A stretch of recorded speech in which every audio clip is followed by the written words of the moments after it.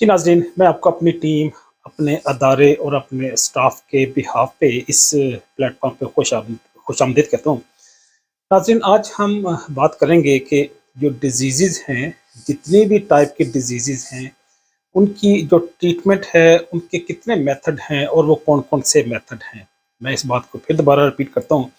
हम डिज़ीज़ की टाइप की तरफ नहीं जाएँगे कि वो माइक्रोबियल है, फंगल है, पैथोलॉजिकल डिसऑर्डर है या जेनेटिक डिसऑर्डर है। हम इस डिटेल में नहीं जाएँगे, इसको हम किसी और मौके पे डिस्कस करेंगे। लेकिन आज सिर्फ़ और सिर्फ़ हम उनकी ट्रीटमेंट की बात करेंगे। अगर फ़र्ज़ करें अल्लाह ना करे किसी को कोई ऐसा चैलेंज आ गया है, अल्लाह की तरफ से कोई आज़माइश आ गई है, उसको कोई बीमारी है या उसके घर में कोई ऐसा इश्यू है, जानने वालों में कोई बीमार है, तो उनकी ट्रीटमेंट जब हम स्टार्ट करेंगे, तो ट्रीटमेंट में हमारे पास कितने ऑप्शन अवेलेबल हैं या कितनी टाइप की पूरी दुनिया में ट्रीटमेंट्स अवेलेबल हैं। हाँ, वो 7 किस्म की ट्रीटमेंट हैं। ये आपने याद रखना है।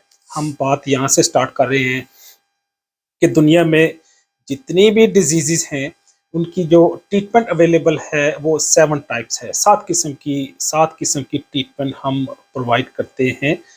जब भी किसी फ़िज़िशियन के पास जाएँ, हकीम के पास जाएँ, किसी मौलवी साहब के पास जाएँ या किसी रूहानी अ, जो ट्रीटमेंट करते हैं, उनके पास जाएँ, किसी मुर्शिद और पीर के पास जाएँ।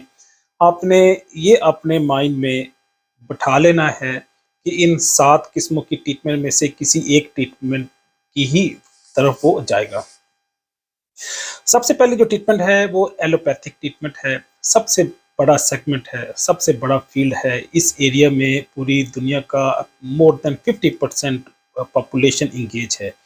दुनिया का जितना मेडिकल हेल्थ प्रोफेशनल स्टाफ जो काम कर रहे हैं, वो इसी एलोपैथिक के फील्ड से ही एसोसिएट हैं। इसमें 3 मेजर कैटेगरीज़ हैं। The first one is chemotherapy. Chemotherapy किसी दौर में हम सिर्फ एंटी कैंसर के लिए यूज़ करते थे, न्यूप्लास्टिक डिजीज़ या जो ट्यूमर के लिए यूज़ करते थे। लेकिन आजकल एक ब्रॉड टर्म है, इसको हम हर तरह की मेडिकेशन के लिए, केमिकल ट्रीटमेंट के लिए यूज़ करते हैं। वो चाहे एंटीबायोटिक हो, एंटी फंगल हो, एंटी पैरासिटिक हो, एनाल्जेसिक हो, डायूरेटिक हो, दुनिया की जितने भी डिफरेंट टाइप्स ऑफ मेडिकेशन हैं, उनको हम कीमोथेरेपी कहते हैं। इसी फील्ड में एलोपैथिक में दूसरी जो मेथड है वो सर्जरी करते हैं, जराहत करते हैं, ऑपरेट करते हैं। डिफरेंट टाइप्स ऑफ जो ऑपरेशंस हैं उनकी रिक्वायरमेंट भी डिफरेंट है। ये कौन डिसाइड करता है? ये डब्ल्यूएचओ इंडोर्स करता है। आपकी लोकल हेल्थ अथॉरिटी उसको कंफर्म करती है। इसकी लाइसेंसिंग जो है, जो भी आपके कंट्री में, आपके इलाके में जो मेडिकल एसोसिएशन या हेल्थ डिपार्टमेंट या मिनिस्ट्री ऑफ हेल्थ, वो उनको रेगुलेट करते हैं, कंफर्म करते हैं कि कौन से ऑपरेशन के लिए, कौन सी सर्जरी के लिए, कौन कौन से पैरामीटर चाहिए, किस तरह की फैसिलिटी, इक्विपमेंट्स, केमिकल रीजेंट्स और क्लीनलीनेस। क्लीनलीनेस मीन उनकी जो हाउसकीपिंग है वो किस स्टैंडर्ड की, किस लेवल की चाहिए, ये सारे प्रोसीजर अवेलेबल होते हैं। इसी एलोपैथिक में एक तीसरा बहुत बड़ा मेथड यूज़ करते हैं, वो है रेडियोथेरेपी। रेडिएशन से हम डिफरेंट डिजीज़ की ट्रीटमेंट करते हैं। दूसरी जो टाइप है पूरी दुनिया में जो यूज़ होती है, वो है यूनानी medication, herbal therapy. Herbal therapy में ये जो हुक्मा हैं, वो जो हर्बल सोर्स से, ये यूनानी सोर्स से जो उनकी मेडिकेशन है, वो अपने देसी तरीक़ेकार से उनको बनाते हैं और उनकी डिफरेंट जो डिजीज़ेज़ हैं, उनकी ट्रीटमेंट के लिए वो देते हैं। मैं समझता हूँ कि जो एलोपैथिक है वो एक्चुअली इसी हर्बल थेरेपी से, यूनानी थेरेपी से ही ड्राइव हुई है। बहुत ज़्यादा मेडिकेशन हैं जिनकी इनिशियल डोजेज फॉर्म जो थी वो इसी कोई ना कोई हर्ब थी, कोई ना कोई मेटल थी या कोई ना कोई हम जो इंसेक्ट्स हैं, वेनम्स हैं, केमिकल्स हैं, वो चाहे हर्बल हों, सिंथेटिक हों, ऑर्गेनिक हो, इन इनऑर्गेनिक हो, उन्हीं को हम प्रोसेस करके फिर फर्दर रिफाइन कर लिया और फार्मास्यूटिकल इंडस्ट्री ने इतनी एडवांसमेंट कर ली कि उनकी फिर डिफरेंट डोजेज फॉर्म, एग्जैक्ट उनकी केमिकल क्वांटिटी में और उसकी केमिकल नेचर में उनको हमने डेवलप कर लिया, और ये आज वही मेडिकेशन जो 100 साल पहले या 50 साल पहले या 200 साल पहले एक हर्बल मेडिकेशन की शक्ल में थी, आज हमारे पास कैप्सूल की शक्ल में, इंजेक्शन की शक्ल में, suspension, syrup, different doses form की शक्ल में अवेलेबल है। तीसरी जो ट्रीटमेंट मेथड है वो है होम्योथेरापी। होम्योपैथिक जो एक्सपर्ट्स हैं वो अपनी जो भी, चाहे अल्कोहल बेस हो, वाटर बेस हो, उनकी उनकी मेडिकेशन है, वो डिफरेंट डिजीज की ट्रीटमेंट के लिए अपने पेशेंट को देते हैं। चौथी जो ट्रीटमेंट मेथड है वो है साइकोथेरापी।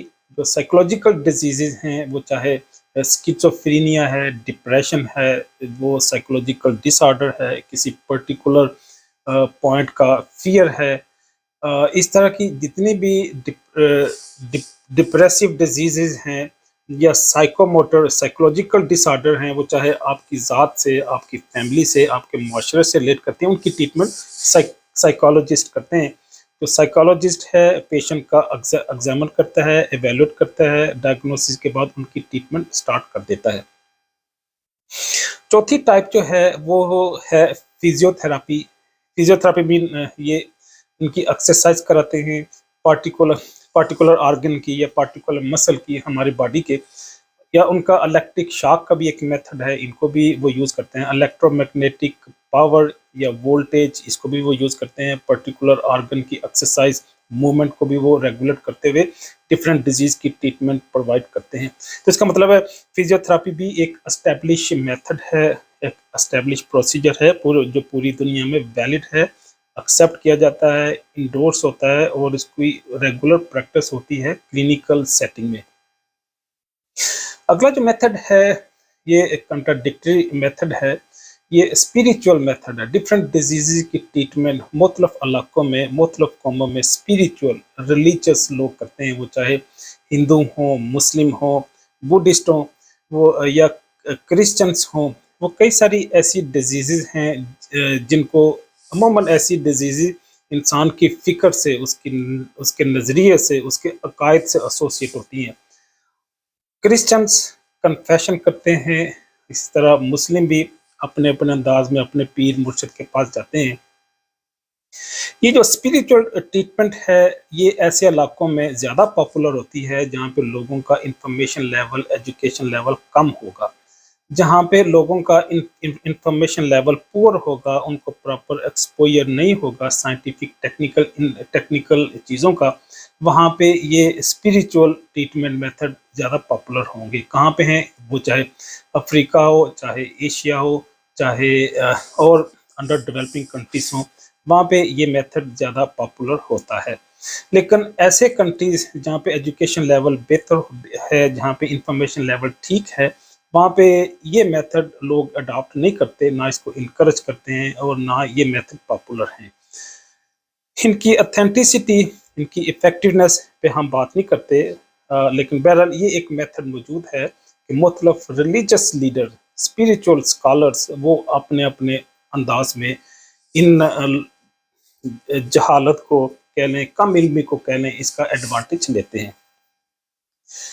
आखिरी जो मेथड है, जो सेवंथ मेथड है, ये लोकल हमारी माओ, हमारी खालाओं या हमारी दादी नानी ने डेवलप किए होते हैं। ये टोटके होते हैं। अगर पेट में दर्द हुआ तो कोई घर में ही कुछ चीज़ ऐसी बना के दे देते हैं स्पाइसेस से या किसी भी चीज़ से, जिससे उनका अफाका हो जाता है, या कोई ऐसी बॉडी की मूवमेंट कराते हैं, या जो भी और उनकी मेथड है लोकल, वो उसको अडॉप्ट करते हुए पर्टिकुलर डिजीज़ या डिसऑर्डर की ट्रीटमेंट करते हैं। तो ये मेथड क्योंकि उनकी फैमिली में यूज़ होता है, मकामी सतह पे यूज़ होता है, लेकिन बहरहाल ये भी एक मेथड मौजूद है जो पूरी दुनिया में मुख्तलिफ कौमें और ख़ानदान यूज़ करते हैं। आखिरी बात करके इजाज़त चाहूँगा कि कोई भी डिज़ीज़ हो, कोई भी प्रॉब्लम हो, हेल्थ का इशू हो, उनकी जब ट्रीटमेंट स्टार्ट करेंगे तो इन 7 मेथड में से ही कोई ना कोई एक मेथड यूज़ करना पड़ेगा, जो भी ट्रीटमेंट प्रोवाइड कर रहा है। वो चाहे साइकोलॉजिस्ट है, फिजियोथेरापिस्ट है, फिजिशियन है, फार्मासिस्ट है, हेल्थ केयर प्रोफेशनल है, जो भी होगा, इन 7 मेथड में से किसी एक मेथड को अडॉप्ट करते हुए आपको मेडिकल की ट्रीटमेंट प्रोवाइड करेगा। आपकी ट्रीटमेंट आपकी सर्विसेज, हेल्थ केयर सर्विसेज आपको प्रोवाइड करेगा। जाने से पहले मैं एक दफ़ा फिर इन 7 ट्रीटमेंट को रिपीट कर देता हूँ। एलोपैथिक है, हर्बल है, होम्योथेरेपी है, साइकोथेरेपी है, फिजियोथेरेपी है, स्पिरिचुअल और रिलीजियस थेरेपी है, और लास्ट वन इस लोकल ट्रीटमेंट मेथड्स हैं जो लोकली मतलब लोग यूज़ करते हैं। इजाज़त चाहूँगा। अल्लाह हाफ़िज़।